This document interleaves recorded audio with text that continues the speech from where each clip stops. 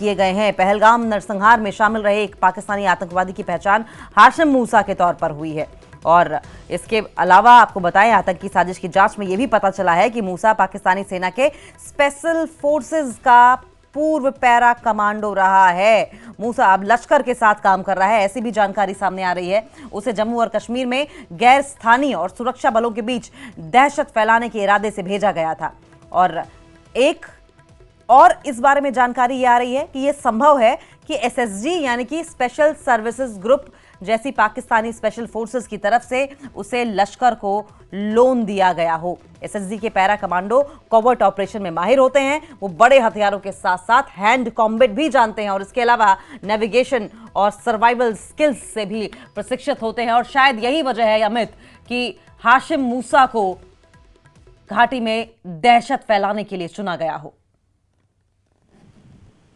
जी बिल्कुल, देखिए यहाँ पर हाशिम मूसा क्यों महत्वपूर्ण है, क्योंकि पिछले 2 साल में ऑपरेशन ऑल आउट में जैसे चला था काम तमाम आतंकियों का हुआ, उसके बाद यही आतंकी है जिसकी सरपरस्ती में पाकिस्तान ने अपनी रणनीति, आईएसआई ने अपनी रणनीति बदली और इसने बहुत खामोशी से उन जगहों को टारगेट करना शुरू किया जहां पर किसी का ध्यान नहीं जाता था, जहां जो बिल्कुल सेफ माने जाते थे।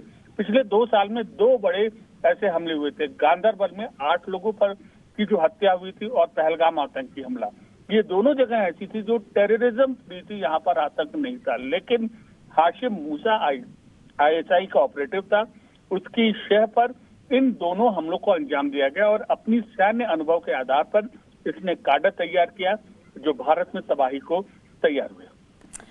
अमित, ये समझाइए, जिस तरह की पृष्ठभूमि मूसा की बताई जा रही है, सैन्य पृष्ठभूमि, तो क्या आईएसआई की भूमिका के सबूत के तौर पर भी इसको जोड़ा जा सकता है? और मूसा वही आतंकी है जिसके अक्टूबर 2024 में हुए आतंकवादी हमले में शामिल होने की आशंका जताई जा रही है, जिसमें 6 गैर स्थानीय और 1 डॉक्टर की मौत भी हो गई थी। अमित,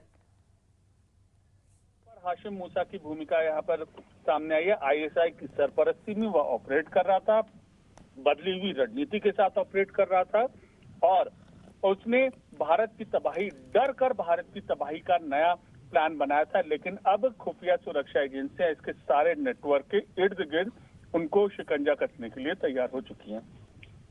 ठीक है अमित, बहुत बहुत शुक्रिया आपका। आप नजर बनाए रखें, आगे भी इस पर आपसे अपडेट लेते रहेंगे। तो देखिए, मूसा गगनगीर में अक्टूबर 2024 में जो आतंकी हमला हुआ था, जिसमें 6 स्थानीय लोग मारे गए थे, 1 डॉक्टर मारा गया था, उसमें तो शामिल था ही, लेकिन साथ साथ बारामूला के बूता पाटरी के हमले में भी शामिल होने की जानकारी बताई जा रही है मूसा के, जहां 2 सैन्य कर्मियों और 1 आम नागरिक की मौत हो गई थी। यानी कि मूसा का एक लंबा चौड़ा आतंकी इतिहास रहा है।